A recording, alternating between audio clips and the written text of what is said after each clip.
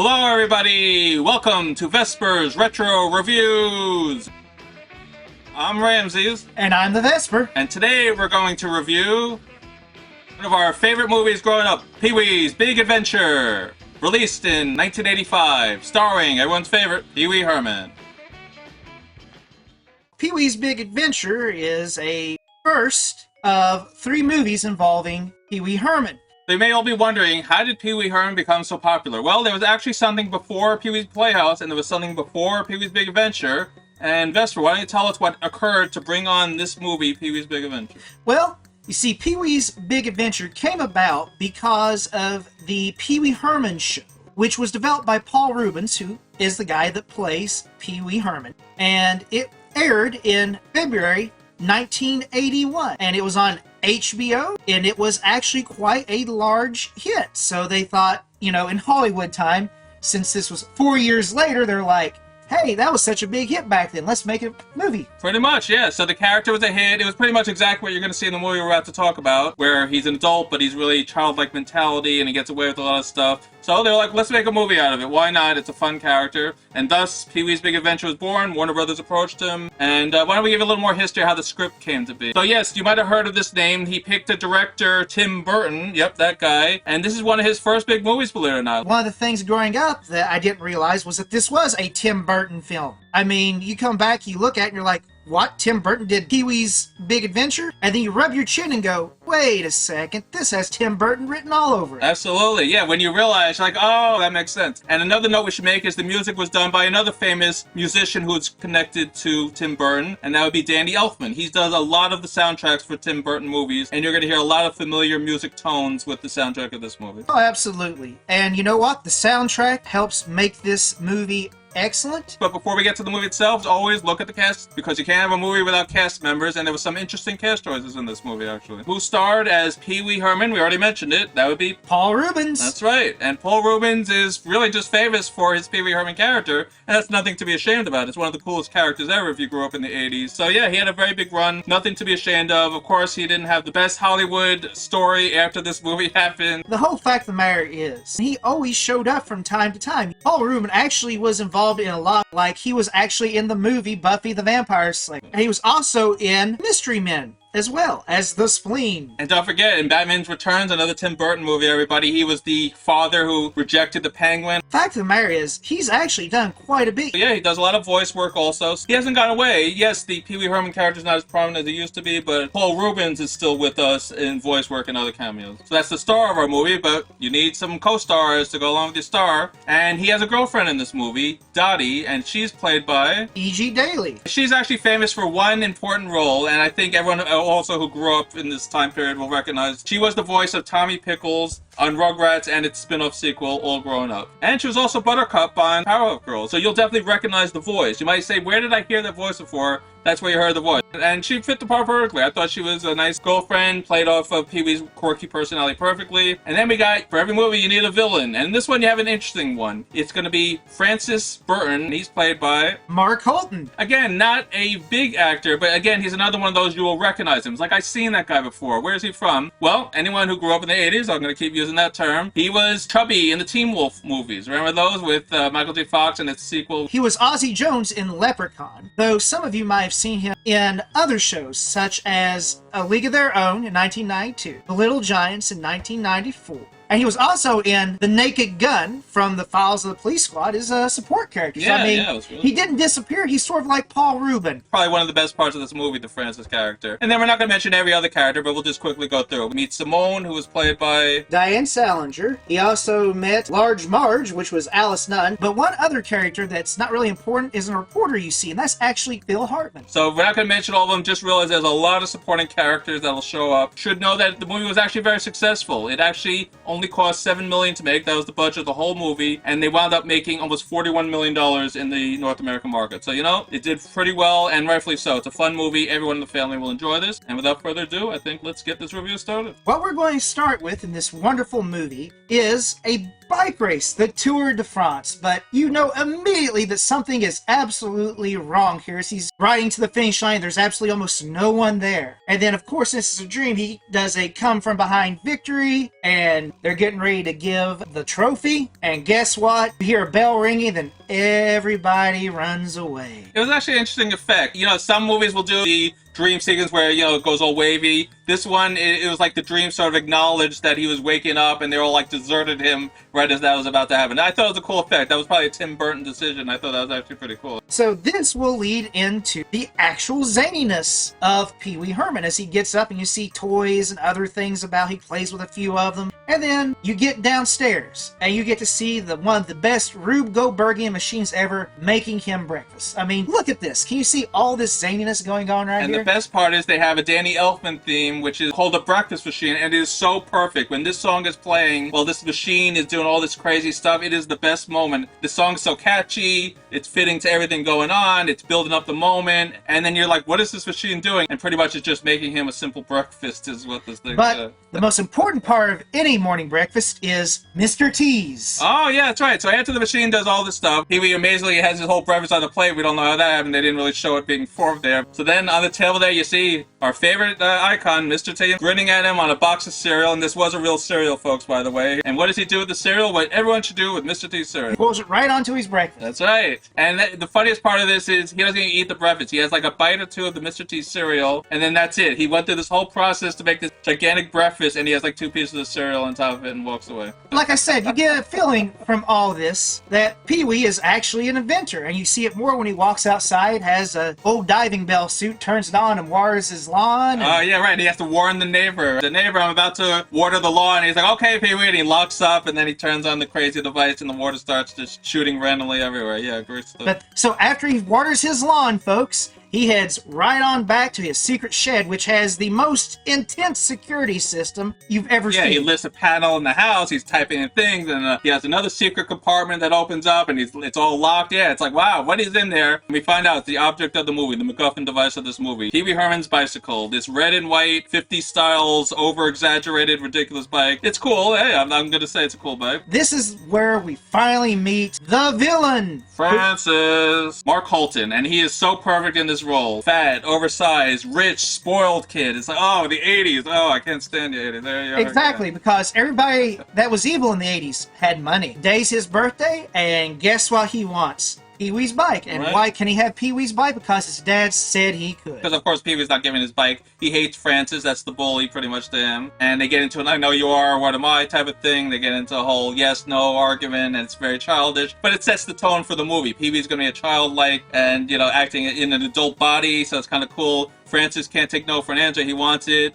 So Francis acts like, all right, I guess it's no, and then we're assumed for now that's the end of the situation. So now he gets on his bike, and he has a few errands to run, so he's heading to town on this cool bike. And he gets a few things done, but however, I will say this, though. This part of the movie actually is very slow and tough to get through. So the scene with Francis is where the movie really just hits a brick wall. You hit Francis, and then you do all these little errands which add nothing. Right. When he gets to the mall, he has to lock up his bike. But he doesn't lock up his bike with any of the other bikes in the actual bike racks. Oh no, he finds an animatronic clown. Right. For some reason, he decided this animatronic clown, and again, thank you, Tim Buton. We think you were behind this one. And it's the longest chain you can imagine. The chain just keeps ripping out of the back compartment. He's wrapping it all over. Again, I don't see how that would save anything. It sounds ridiculous, but yes. So then he's going to the magic store for like 2 or 3 minutes, looking at ridiculous things he's not going to buy. He winds up buying some gum. Oh, and the glass headlight. And that's what that whole 3-minute scene of him in the magic shop turns out to be. So it really was a waste of time, as Vespor mentioned.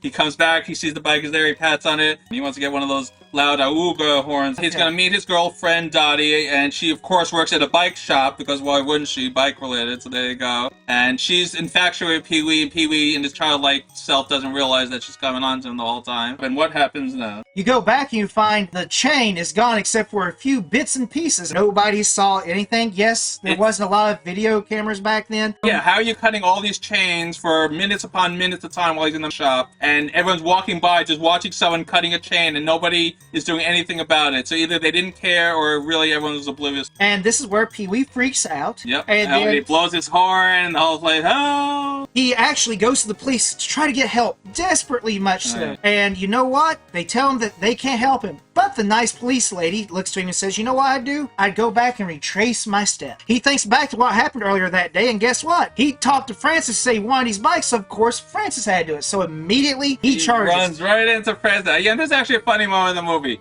This is where it starts to actually pick up. Yeah, this is folks. where the action's getting a little better now. We got through all that opening foreshadowing and stuff. He runs right into Fred's house, so Pee-wee keeps knocking, the butler doesn't want to let him in, and then he has an automatic door knocker. We're not going to ask where he got that from, folks. It was probably in one of his pockets. So Pee-wee's then seen tiptoeing back, and now they have a funny Godzilla spoof scene where Francis is in his gigantic, pool-sized bathtub. But yeah, and then Pee-wee runs in, jumps in, and they wrestle, only to be caught by Butler and his father. And by the way, that Butler is actually a pretty cool dude. He is Professor Toro Tanaka, who has been in many, many films. A lot of you should recognize this person because he made a lot of appearances in the A-Team. As Ling the Bodyguard, he appeared in the A-Team later as Froby in The Spy Who Mugged Me. And you might not realize he was also in The Running Man as one of the villains. Did you know he was Sub-Zero? And your favorite movie, not really, Last Action Hero. So yeah, he was all over the place. He was so good just as this bit part butler, he was perfect for the part. It was exactly who you'd expect. Uh-oh, I don't want to mess with this guy when he's opening the door. It was really cool. So yep, the butler and father are now capturing Pee-wee, but Pee-wee's such a pathetic figure, they're not really that aggressive to him. They're like, Pee-wee, what's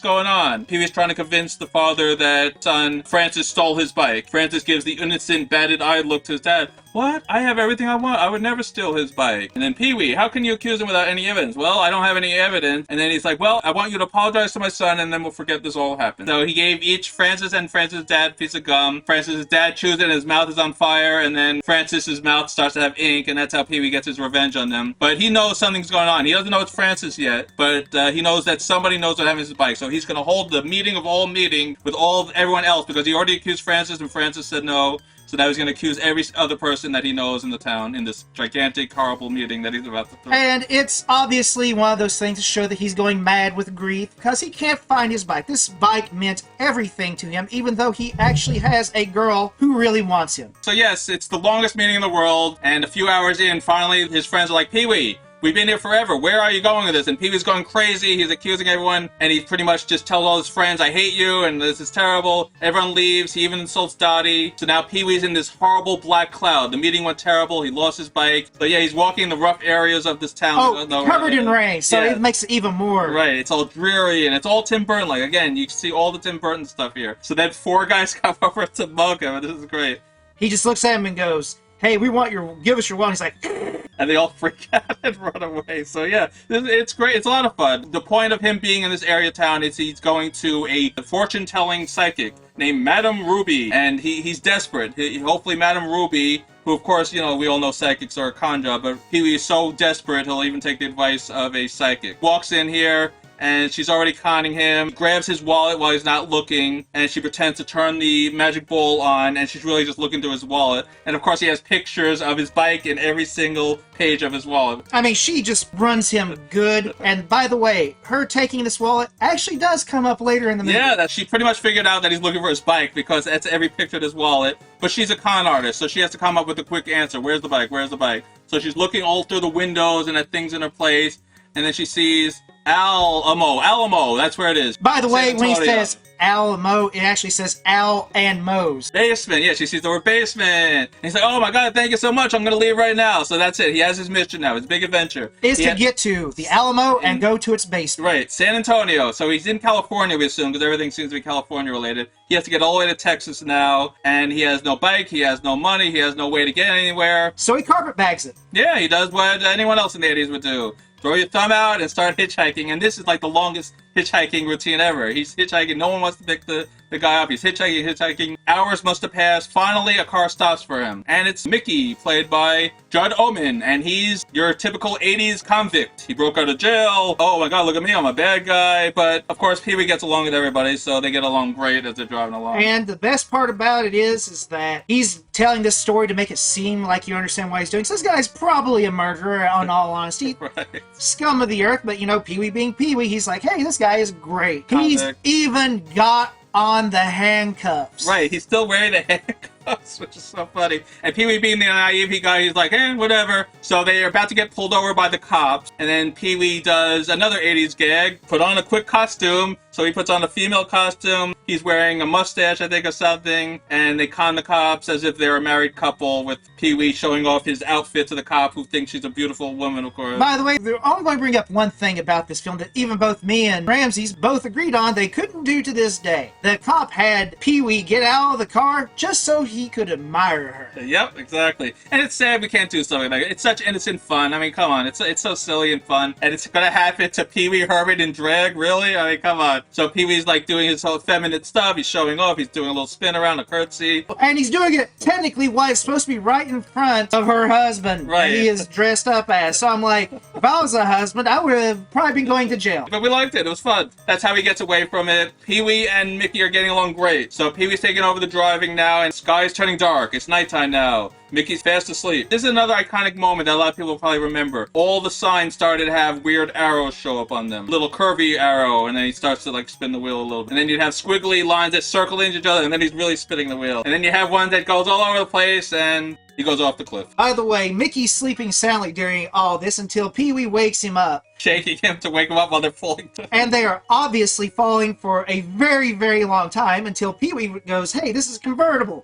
And he pops the hood on it, comes a parachute. Right, the car lands down safely, and then Mickey's like, get out! And Pee Wee's like, what? And he uses the excuse, you're too good to be hanging around with me. Mickey draws off and he leaves Pee Wee alone. Pitch darkness. I mean, it doesn't get any darker than this scene gets in the whole entire Not story. a star in the sky or anything. Right. And that's where they cut into this little scene of just seeing a pair of eyes in the pitch black. And you hear animals all around. Yeah, it's like, and oh, nobody knows what's going on until finally, Pee Wee, remember those flashlight goggles? Well, guess what? He puts them on, turns on. Every critter known to mankind is surrounding him. Right, he's pretty much in the wildest jungle because he has like every big cat, snake, and other dangerous animal, and he screams and back to the highway. But that was another funny sidekick. I thought that was great. But this also brings in Large Marge. And there's another famous moment. If you've seen this movie, or if you're going to see this movie, you'll love this moment. So, yeah, he's on the road, and no one's picking up again until he walks in front of a truck, and he's glad to get in, and it's this big, hulking woman who's played by Alice Nunn. In this scene, we find out what happened on this dark night. There's only really two parts of this entire movie where they use claymation. This is one of them. So, Large Marge is just randomly going to this horrific story about a truck driver and what happened to her on this night. It was a horrible night, it was exactly like this, and blah, blah. She gets into the climax of the story, and then her face just suddenly turns into a claymation nightmare. Pee Wee's kind of like, I'll get off here, please. And she reminds him, tell him Large Marge sent you, as she drives off. So it's funny that she wound up at a truck stop that's connecting perfectly to Large Marge, because there's going to be more played up on when he gets into the truck stop. Yep. He walks inside and goes, Large Marge sent me, just like she told him to say. And the whole place, her pin drop after he said. And then they tell the exact same story that she told. There's a plaque on it saying when she died. Right, rest in peace in memoriam of Large Marge, and she died many years prior, so this wasn't a recent thing. Like, oh, this is the anniversary of when Large Marge died. And then people were like, ugh, he just got driven by a ghost. So again, a lot of Tim Burton stuff, very cool. So everyone's being all awkward to him because, you know, he's the crazy person who just talked to Large Marge. Except for Simone, another one of our supporting characters here, played by Diane Salinger. And she's pretty cool. She's the only one that's interested in Pee Wee. She has a French accent. She's an aspiring French lover. She wants to move to Paris. And this is when we finally found out that Pee Wee lost his wallet because the psychic stole it from him. So he's going to pay for the bill and his wallet's gone. Yep, so he has to wash dishes now. And after he does that, that's where Simone actually tries to help and gives him actually some of her tips. She's lonely, and Pee Wee, being a perpetual man-child, quite literally, doesn't like the advances from Simone. Yeah, he's all uncomfortable because he's not realizing she's just trying to be romantic and loving, and he's all like, ugh. But they go to the dinosaur there that is in Cabazon, California, and it's called the Cabazon Dinosaur. Yep, see these things a lot. And they go there inside one to talk to her, and she gives her backstory to Pee Wee. However, she also also mentions that she had a fight with her boyfriend. Andy. And he's played by a hulking guy. John Harris is actually the actor, and of course this was a former professional wrestler, so it's a huge guy. One of those lumberjacks. Whenever you think of a lumberjack in an 80s movie, this is pretty much the guy that shows up. He's wearing the plaid shirt, and he rips off one of the bones from the sign saying, "Welcome to the dinosaurs." But it's just like a huge club instrument now that he's about to beat Pee-wee in with, and it's like, Now let the comedy ensue. Mad hulking boyfriend. Pee-wee's out of here, so guess where he goes. Train that's just going by and follows it. That's where he comes across a nice little hobo there. Let's introduce you to Jack, who won't have much role in the movie. It's just to annoy Pee-wee here. Jack, played by Carmen Felipe, and he's your typical hobo. So this movie had a lot of stereotypical characters, but it worked very well because it really moved the story along when you're meeting so many different, diverse personalities. And this guy is the homeless, the bum. He's living on the trains, and all he does is sing annoying songs non-stop for hours and hours. Originally singing along, but then he's like, "I can't take it anymore," and he just jumps off the train. And guess where he winds up, basically? Right in San Antonio. How did that happen? Well, that's movie magic for you. And that's where he goes to the Alamo to get a tour and to eventually see the basement in the Alamo. Basement. But the problem is, there's a very annoying tour guide. We don't even know who played the part, but she will not let anyone get any questions. So Pee-wee's just like, "Oh, where's the basement?" No question. So Pee-wee has to go through this very long tour where she tells every bit of history you can imagine. So finally, the tour is over. And she says, "Anyone have any questions?" "Yeah, where's the basement?" And she's like, "There's no basement in the Alamo." And Sue, hysterical laughing here because he has such a stupid question. So now Pee-wee realizes he was conned by the gypsy. And that's when he gets ready to go back to California in his home after calling Dottie and saying, "Hey, listen, I'm sorry for being a jerk." She doesn't believe that he's in Texas when he tells her, but he says, "Hold on a second, wait." And that's where you cue this little song here. At night, a big and bright. Deep in the heart of Texas. See? Everybody knows that song in Texas. Right. Folks, if you're ever in Texas, try that trick. I guarantee you it'll work every single time. That's when he encounters Simone, who's getting ready to take a bus to go to New York, fly to Paris, and gives him an encouraging speech, and guess what? Andy shows up again. Yes. So she broke up with Andy saying, "I'm done with you. How dare you treat people like that? I'm going to Paris." So they meet in San Antonio. So now Andy wants to kill him again, and Pee-wee has to hide. He rides to a rodeo and dresses up as a bull rider and actually does quite well. However, unfortunately, he receives a concussion. And then they do a wonderful little joke here. It's probably my favorite joke in the entire movie. They slap him on the face. They go, "Hey, kid, do you remember anything?" And he goes, "I remember the Alamo." And everyone goes, "Yeah!" They cheer so loud. But yeah, that was a great sidekick. So yeah, so many funny moments in this. So yeah, now comes another iconic moment. He's going to look for a place that has a phone. So he sees a phone sign. He's not really looking at what the place was. He sees, "We have a phone here." So he enters what turns out to be a biker's bar. And Pee-wee's on the phone. And he says another famous line, which is, I'm trying to use the phone.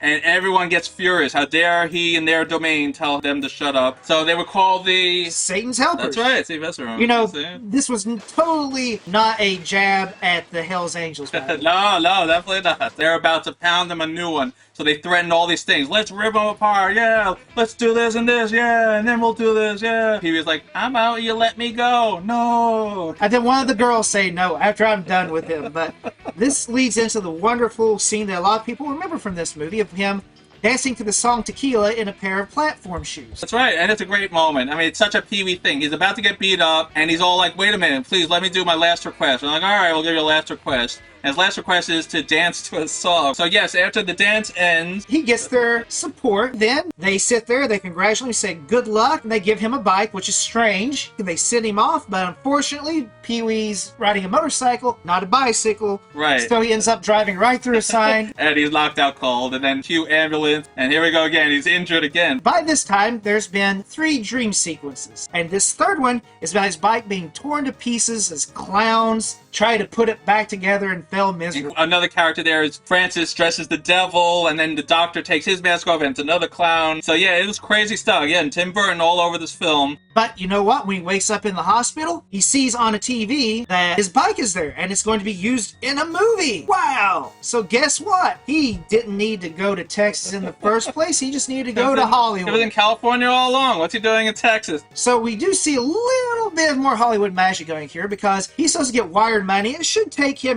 probably the better part of a day and a half to At get least from Texas to California, yeah, it was ridiculous. But he pretty much just arrived there in the same day. We won't question it. So the next thing, it's right in the Hollywood studio. He saw on the screen they're filming a TV show where his bike is now being part of the show, and they're still filming the show when he arrives there. So he's going through the whole Warner Brothers studio. He sneaks in with the famous actor, you might have heard him, Milton Berle. So then he's going through all the movie studios until he finds the set that has the show. You see extras, and so you see these guys dressed up as space invaders, and Pee Wee goes like, "Where's Kevin Morton?" Who is, by the way, played by Jason Hervey. And you might remember him very well as Wayne from the Wonder Years. He was also in Monster Squad as a bully. If you ever see him in something, he's going to play the tough kid. He's not playing the nice kid whenever you see him in something. So what happens is that the space invader says in this high, feminine voice, he's over in this studio. Or I believe it is, ask a passing showgirl, goes like that and has the deep voice that he should have had. So he winds up in the set, and they're still filming the same exact show that he watched on the TV, which is hilarious, so I don't know how that's happening. But pretty much it's one of those feel-good 50s shows, like a Pollyanna type show, where they're giving Pee Wee's bike to an orphanage, it's nuns standing all around it, and Jason Harvey is the most obnoxious, disgusting kid actor. And again, this is another message on how kid actors can be so egotistical and obnoxious, and they get away with everything. So he's complaining about the main star of the TV show, and the director's like, please just get along with him, and she wants to kill him. And all the while, Pee Wee's putting on the nun outfit and blending right in with the rest of them. So how does he get the bike? Well, it's kind of funny. So he's just standing there as an extra. No one realizes it's Pee Wee. Jason Harvey and the mother actor are like, all right, yeah, we'll sell papers. And Pee Wee's like, yeah, I'll start it right now. Yep, and this is where he gets his bike back and takes off in a wonderful Hollywood chase scene. This is probably the highlight of the film because this is so over the top. So yeah, he's going through every movie studio you can imagine. They must film everything you could think of in this Warner Brothers studio. I mean, they even have Godzilla, which is a Japanese property owned by Toho, which is filmed in Japan, but they were filming it on this studio for whatever reason. Right, and they had beach scene, a Santa Claus scenes, and all these things are getting attached. You have all the Warner Brothers security chasing at the time. So they're on bikes, they're in golf carts, they're chasing them all over the place. It's pure chaos, and of course we love it. It's chaos, that's what it should be. Every movie set is getting destroyed. All the pieces for the movie sets are getting attached to the things chasing him. One of the cops jumps into the prop boat and starts chasing him in that. Santa's sleigh gets attached. Godzilla gets into one of the vehicles that is driving along with everybody. This all breaks when he gets to a music video that's being filmed there. And you want to know who was in that music video? Twisted Sister, That's right. of course. Yes, it was Twisted Sister, which is really cool. And then Pee Wee gets on his bike over a ramp and he jumps right over the wall to freedom. So during this chase scene, Pee Wee's using oil slicks, smoke screens, and then eventually, when he gets getting ready to escape, he uses rocket jets to fly over the fence. So yeah, he gets to freedom, but now Pee Wee is a nice guy. So he sees a pet store on fire as he's riding by, and he can't resist. Oh, the pet's in there, I can't let animals die. So he has to stop and help. He rescues a chimpanzee, first of all, who helps him rescue dogs and everything, and all the while this is going on, there's snakes that he walks by. He's like, oh, I'm not touching those. Right. Yes, he rescued the fish, he rescued the dogs, he rescued the cats. He let all the mice go, which is horrible. He's letting hundreds of mice go into the stream. And finally, he grabs the snakes, and he's screaming in such fear because he's afraid of snakes. He faints, and then the cops catch up with him and says, you're under arrest. He's not taken to the cops. He's taken to the head of the WB studio, Terrence Hawthorne, and he's played by Tony Bill. And it's like, uh-oh, what are they going to do to Pee Wee? But this is a comedy movie, so you know it's going to be lighthearted. So they're showing him all the footage of all the destruction. It probably cost millions of dollars. And they're like, Pee Wee, we've heard your story, because then you see Dottie standing there, so she explained everything that happened. And we want to make a movie out of it. It's like, what? Yep. But here's the funny thing. All the damage that was caused wasn't caused by Pee Wee. It was caused by the security guards. So yeah, they're going to make a movie out of Pee Wee's Big Adventure. So there you go. It all comes back full circle. That it's now a movie within a movie. But of course, this movie is not going to be like anything you see, but we'll save that for a moment, because that's going to be the fun climax we're about to get. Because the next thing you see is Pee Wee in a drive-in movie. Yes, we're going to see everybody he met along this adventure back again. So he's walking out of the refreshment stand at the drive-thru. Say, oh, Pee Wee, we're so glad for you. You made it here. It's a fun ending, actually. Yeah, so it's like, yay, we get to meet everybody again. They're so happy that it all worked out. We even meet Mickey, who's in a prison truck there, and he's leaning out the window, and Pee Wee tries to hand him a foot-long hot dog, yeah. With a foot-long file. Oh, yeah, and the security guard finds it, and people are like, oh, well. So yeah, it was funny. It was a great ending. But the best part about this was the actual movie playing, because it had nothing to do with his adventure. It was about a super spy played by James Brolin, who was named P.W. Herman. And Morgan Fairchild as Dottie. That's right. They got big stars to play the roles of Pee-wee and Dottie in a movie that is very, very loosely based on the adventure here. Yeah, it's truly one of those based on. Adventure. Because it was actually a motorcycle that had secret microfiche film that the Soviets wanted, and it was taken by ninjas. And the best part is they actually, like in any good thing that's based on, they like to throw in cameos. So Pee-wee got to play a bit role as a bellhop, though his voice was actually done. Right. Paging Mr. Herman. Mr. Herman, you have a telephone call at the front desk.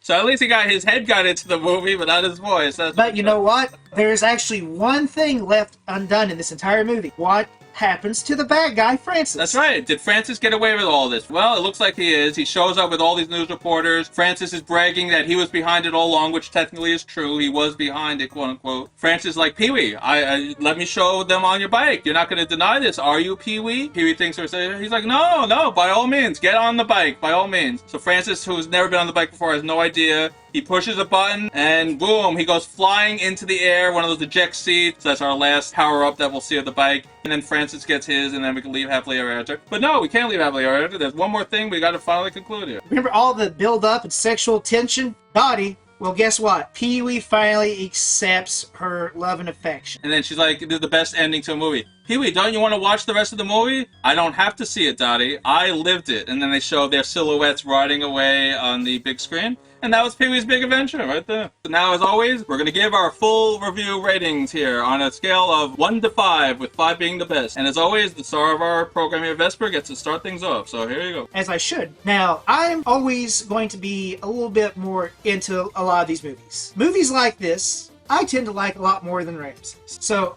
of course, I'm probably going to give it a higher rating than he is. This movie had a good, solid, easy-to-follow script, and while things were over top and Tim Buton-fied, it was still an enjoyable movie, and you could suspend your disbelief for it because it really didn't ask you to spend too much disbelief. It wanted you to have fun. And because of this, I would honestly give Pee-wee's Big Adventure a 3.5 stars. I feel that this was well above average, not quite a 4-star, only because of the fact the beginning of this movie was so slow, so terrible. But once you got past it, if I cut out the first quarter of the movie, I'd probably give this a 4 stars easily. But as it stands, I've taken the entire movie to account, and because of that, 3.5 stars, solid. Alright, I like the movie. So yeah, you're not going to see a big deviation here. I did like the movie. I thought it was great. I remember watching this growing up, and this is one of those classic movies as a kid. If you grew up in the 80s as a kid, you were going to see this movie everywhere. It was on TV all the time. You rented it all the time. You might have even owned it on VHS. You can always enjoy this movie. It's just fun. It's just lighthearted. It's such a crazy, zany adventure. It's only an hour and a half. People don't realize it's a 90-minute movie. You can easily sit through it. Yes, the beginning is long, like Vespor says. I do agree with that. I love the breakfast machine at the beginning, though. That was a great way to start the movie. I love the stuff with his bike. I love you learn about Pee-wee's personality. But it's not until he gets on his adventure and meets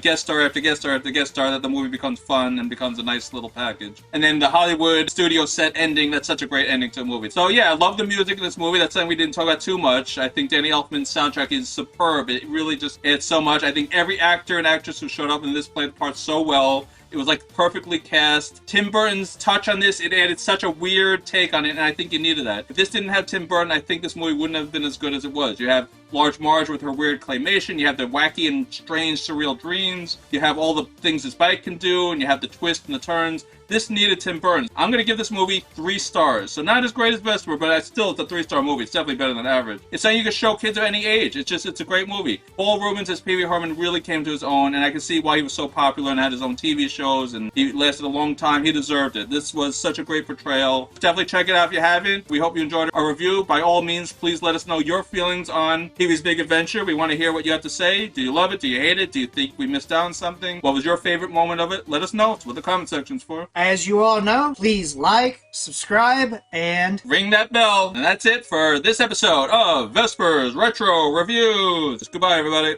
see you later.